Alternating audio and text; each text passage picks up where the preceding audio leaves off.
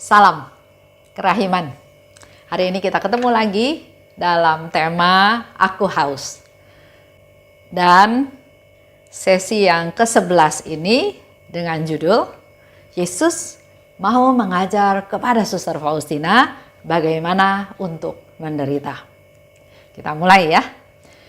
Bapak Ibu bisa siapkan dari Diary Faustina nomor 1767. Di sana dikatakan oleh Yesus, "Putriku, aku ingin mengajar engkau tentang bagaimana engkau harus menyelamatkan jiwa-jiwa melalui pengorbanan dan doa."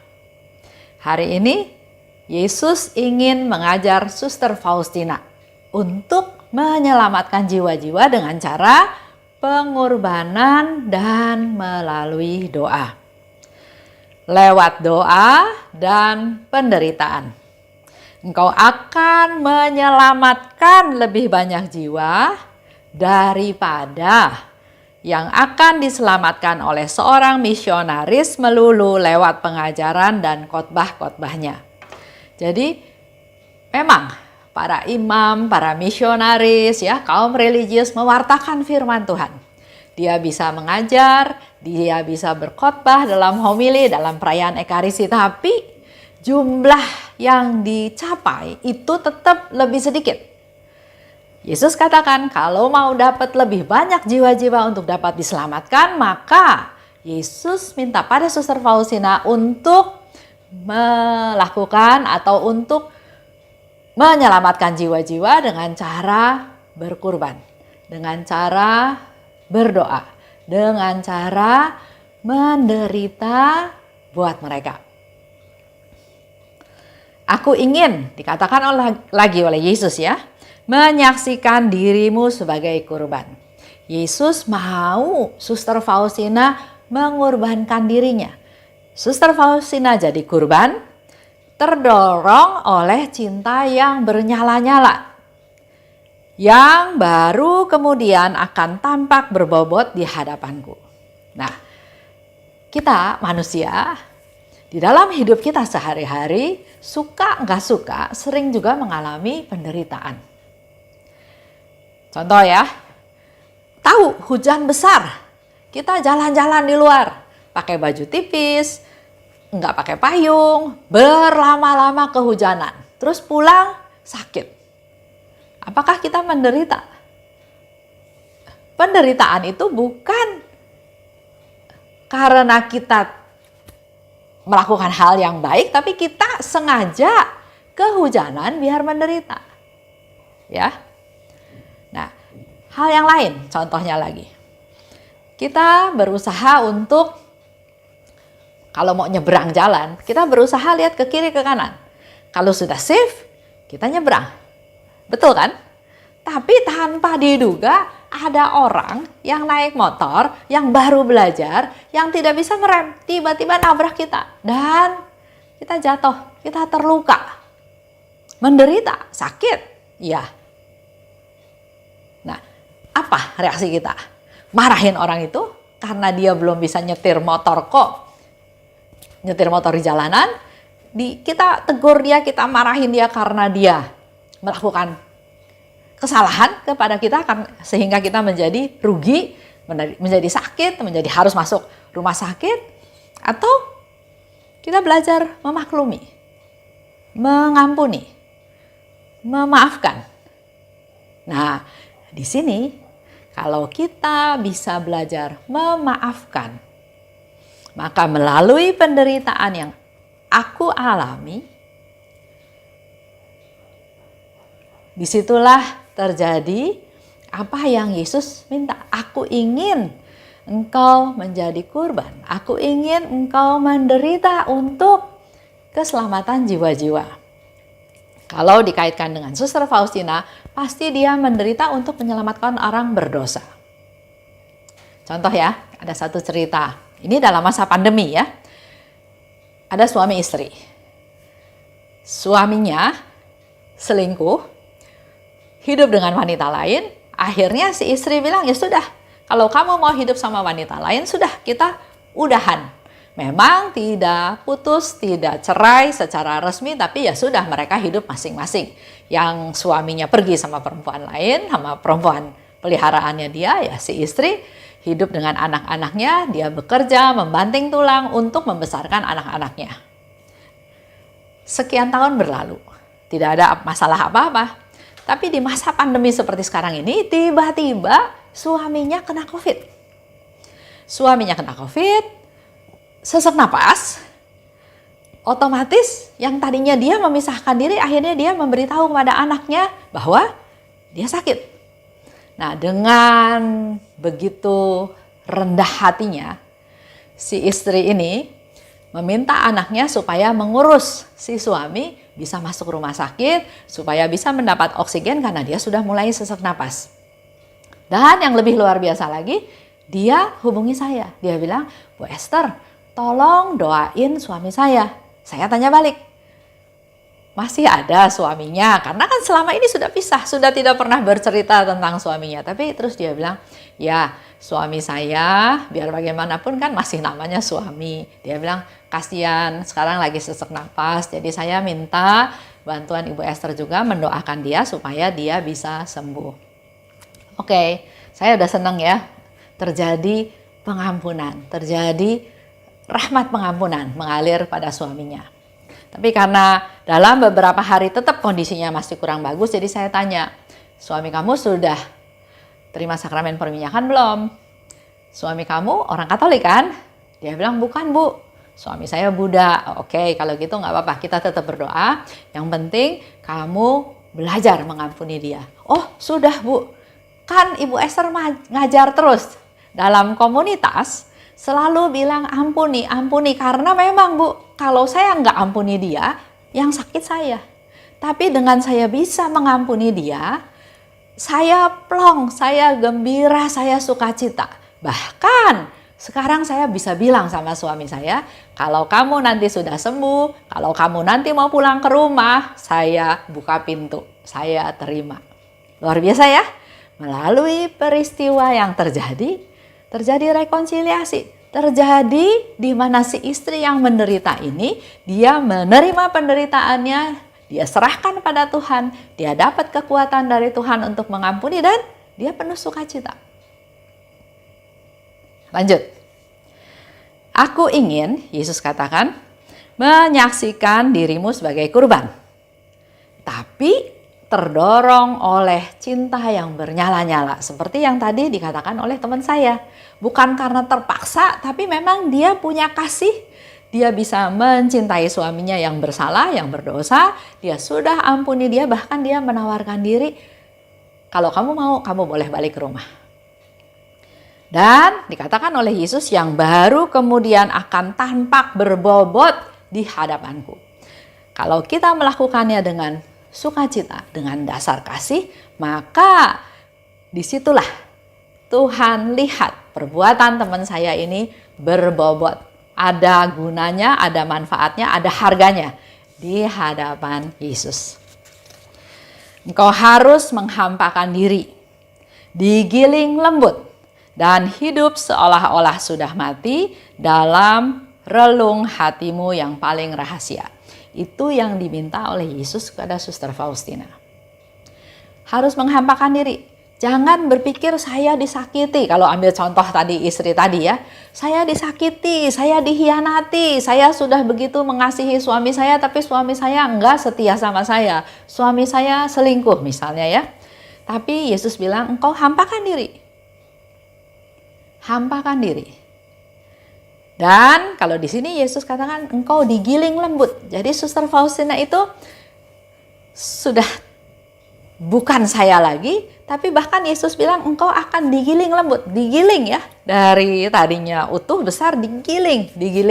Seperti contohnya mungkin kacang kedelai ya, kalau mau dibikin tahu kan diputar, digiring sampai lembut. Seolah-olah sudah mati dalam relung hatimu yang paling rahasia. Kalau kita sudah mati kan kita nggak punya harapan apa-apa, kita tidak berharap apa-apa, kita tidak minta apa-apa. Itu yang Tuhan mau, menghampakan diri.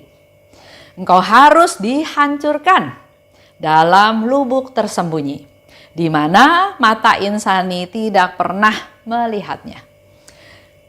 Ini proses ya, proses yang Yesus katakan pada Suster Faustina. Kalau kita bandingkan dalam hidup kita sehari-hari pun, kita juga mungkin mengalami hal-hal seperti itu. Yesus katakan, engkau akan digiling lembut. Ini adalah suatu proses. Engkau akan dihancurkan dalam lubuk yang tersembunyi, tapi orang lain nggak bisa lihat penderitaanmu. Nah, yang sering terjadi adalah kita baru kesenggol sedikit, sudah cerita kemana-mana. Betapa saya susah, betapa saya menderita, betapa saya dirugikan, dan seterusnya. Yesus mau semua penderitaan itu kita simpan dalam hati, ditaruh di lubuk yang paling dalam, sehingga mata insani nggak bisa lihat penderitaan kita. Sama seperti cerita yang lalu ya, Suster Faustina walaupun menderita hebat, dia tinggalkan pekerjaan, dia cari Yesus, dia mohon kekuatan dari Tuhan, dan pada waktu dia sudah kuat lagi, dia bekerja dengan lebih punya sukacita walaupun dia dalam posisi menderita. Sehingga suster lain melihatnya, Suster Faustina nggak lagi menderita, bahkan lagi diberkati Tuhan karena dia tidak menderita. Nah, ini yang Yesus katakan, tenggelamkan. Kita digiling lembut, kita dihancurkan, tapi nggak usah diekspos, nggak usah minta kasihan orang. Dengan demikian, aku akan menemukan di dalam dirimu suatu kurban yang berkenan di hatiku. Kalau kita menerima penderitaan tersebut, kita diam, kita nggak gembar-gembor, kita nggak minta simpati daripada orang-orang, nggak minta empati dari orang-orang. Nah, persembahan ini akan menjadi sesuatu kurban yang berkenan di hatiku. Suatu kurban yang sungguh manis dan harum. Buat Yesus, pengorbanan tersebut adalah sungguh manis dan harum. Kalau Bapak Ibu masih ingat ya cerita di mana Suster Faustina waktu itu tugas jaga pintu, ada pengemis datang, dia compang-camping, kedinginan, lagi musim dingin, minta makan karena kelaparan. Suster Faustina melakukan beberapa hal yang harusnya nggak boleh dilakukan. Bukan jam makan, jadi udah nggak boleh masuk lagi ke dalam dapur aturannya. Tapi terdorong oleh belas kasihnya, dia bilang nggak apa-apalah. Kalau saya nanti harus dihukum juga karena melanggar aturan ya, tapi saya mau tolong dia. Dia ke dapur, dia cari sisa-sisa makanan yang masih ada, syukur masih ada sop, syukur masih ada remah-remah roti, dia panasin dan dia kasih ke pengemis itu. Setelah pengemisnya selesai makan, mangkoknya dikembalikan, terjadi sesuatu yang luar biasa. Pengemisnya menghilang, yang Suster Faustina melihat wajah Yesus. Dan di situ Yesus katakan, aku ingin mencicipi sendiri rasa syukur yang orang-orang limpahkan kepada Tuhan. Rasa syukur itu naik sampai ke atas. Sehingga Yesus turun mau merasakan sendiri betapa baiknya, betapa manisnya apa yang dilakukan oleh Suster Faustina. Maka akan sungguh besarlah kuasamu bagi siapa saja yang kau doakan. Kalau kita bisa setulus itu, seperti Suster Faustina lakukan ya, penderitaan itu diterima, dipersembahkan pada Tuhan, bukan minta simpati, maka Yesus katakan, maka akan sungguh besarlah kuasamu bagi siapa saja yang kau doakan. Kita berdoa buat siapa saja, kalau kita punya hati yang tulus, sungguh-sungguh ingin menyelamatkan jiwa-jiwa tersebut, maka besarlah kuasamu terhadap orang-orang yang engkau doakan. Secara lahiriah, pengorbananmu harus tampak sebagai berikut. Jadi Yesus memberikan caranya dengan sangat detail. Bahkan di sini dikatakan, pengorbananmu secara lahiriah harus tampak sebagai berikut. Diam, tersembunyi, diresapi oleh cinta, dipenuhi dengan doa. Jadi kalau kita mengalami penderitaan untuk menyelamatkan jiwa-jiwa, maka yang kita perlu lakukan adalah diam. Tersembunyi. Jangan show ya. diresapi oleh cinta. Kita lakukan semua itu dengan dasar cinta dan dipenuhi dengan doa. Kita banyak berdoa. Dalam masa pandemi ini banyak sekali waktu untuk kita bisa berdoa. Katakan lebih lanjut ya. Putriku, aku minta agar pengorbananmu murni dan penuh dengan kerendahan hati, sehingga aku dapat menemukan kenikmatan di dalamnya. Yesus mau kita melakukan pengorbanan itu murni, bukan pura-pura, bukan pura-pura baik, bukan pura-pura suci, tapi murni dan rendah hati. Ini yang diminta.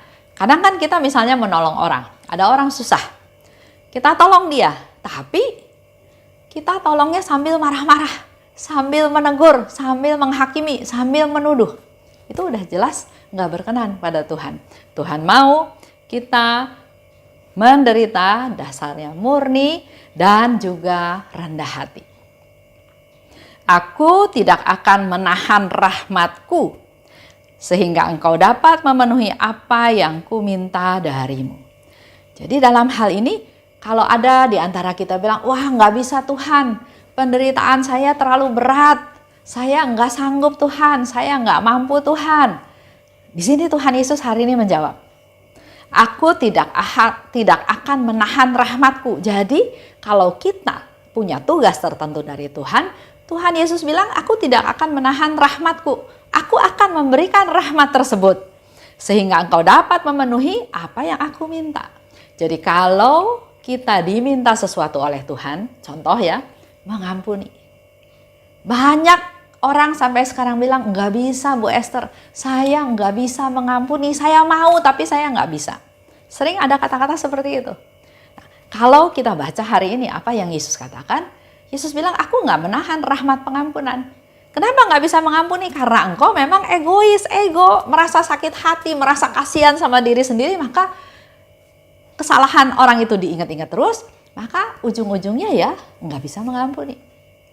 Tapi melalui kata-kata Yesus hari ini kita semua dikuatkan.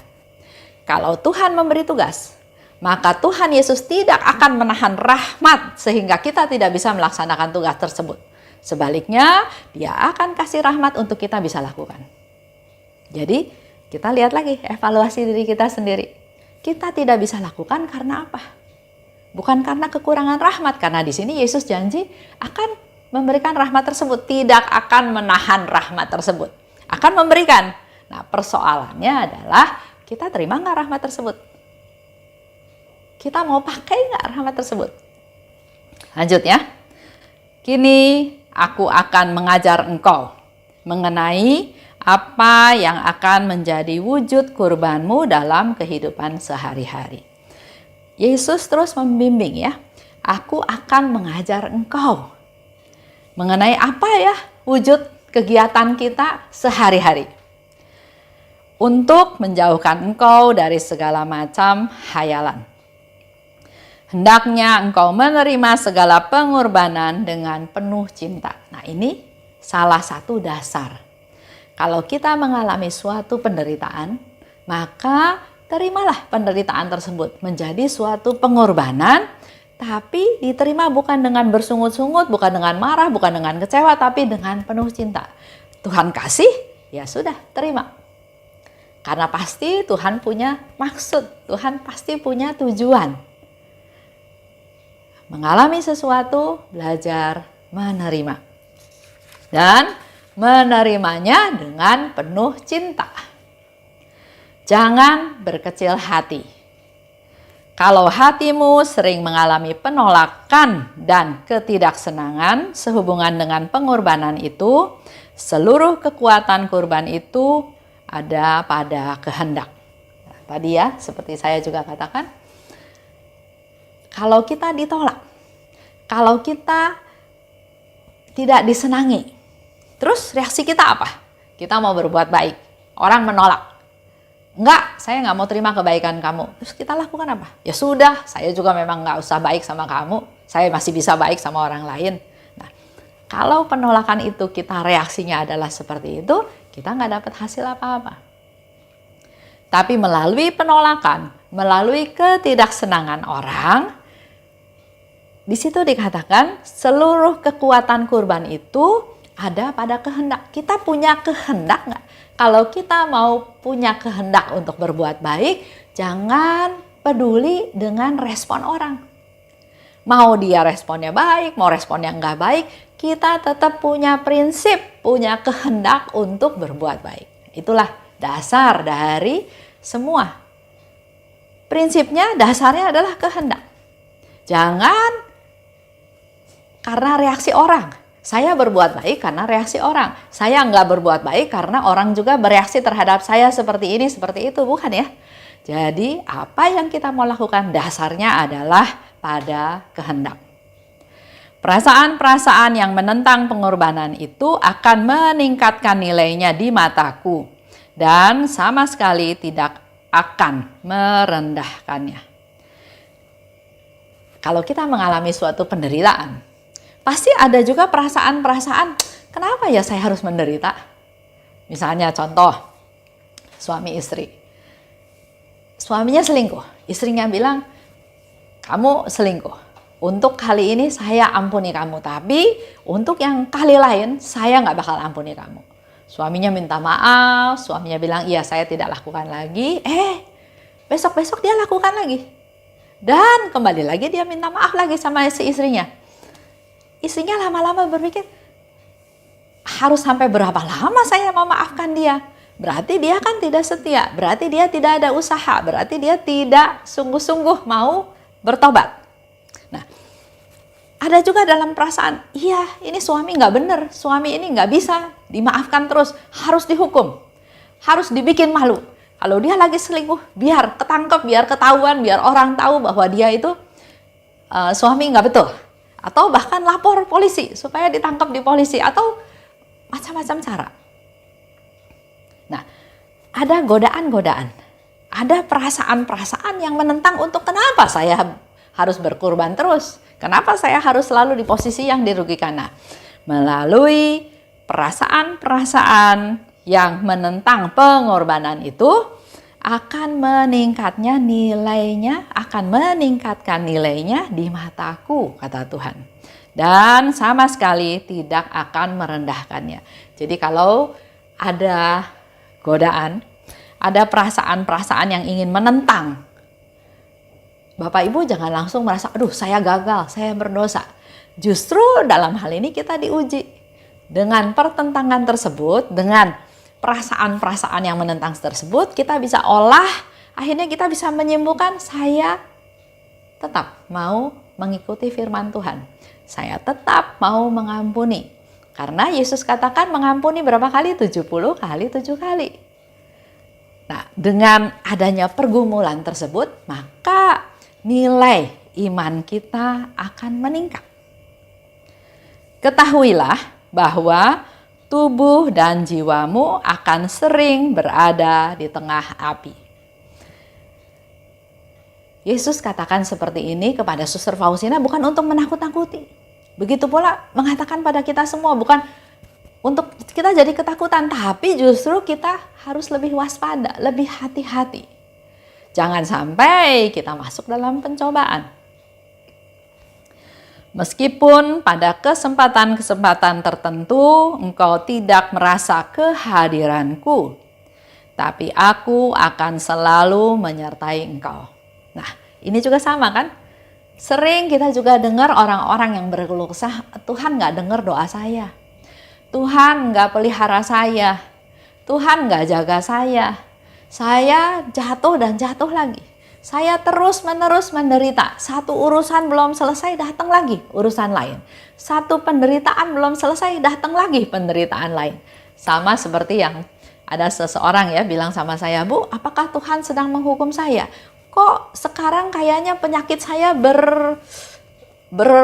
bermunculan dalam waktu yang bersamaan, segala macam penyakit. Nah, di sini Yesus memberikan satu lagi kekuatan kepada kita. Walaupun kamu merasa kamu tidak disertai sama Tuhan, walaupun kamu merasa kamu tidak merasakan kehadiranku, tapi selalu ingat bahwa aku akan selalu menyertai engkau. Ini menjadi satu kekuatan buat kita ya. Jangan pernah berpikir bahwa Tuhan nggak ada, bahwa Tuhan nggak sayang sama saya, bahwa saya nggak rasa Tuhan hadir. Di sini Tuhan mau bilang bahwa aku akan selalu senantiasa menyertai engkau. Jangan takut. Yesus katakan ya, rahmatku akan menyertaimu. Dengan segala macam situasi, segala macam penderitaan, segala hal yang kita alami, kita perlu ingat janji Yesus. Rahmatku akan menyertai engkau. Nah, itulah hari ini kita belajar dari apa yang Yesus ajarkan pada Suster Faustina untuk menderita. Penderitaan itu diterima bukan untuk membuat Suster Faustina menderita saja, tapi justru untuk menyelamatkan jiwa-jiwa. Dan kalau penderitaan itu datang, kalau hal itu kita alami, jadikan suatu pengorbanan. Serahkan pada Tuhan dengan hati yang murni dan rendah hati. Dan saya mau ulang, ada dua hal yang tadi Yesus pesan pada Suster Faustina, yaitu meskipun pada kesempatan-kesempatan tertentu engkau tidak merasa kehadiranku, aku akan selalu menyertai engkau. Jangan takut. Rahmatku akan menyertaimu. Itu aja untuk hari ini. Silahkan Bapak Ibu baca lagi 1767. Terima kasih. Salam kerahiman.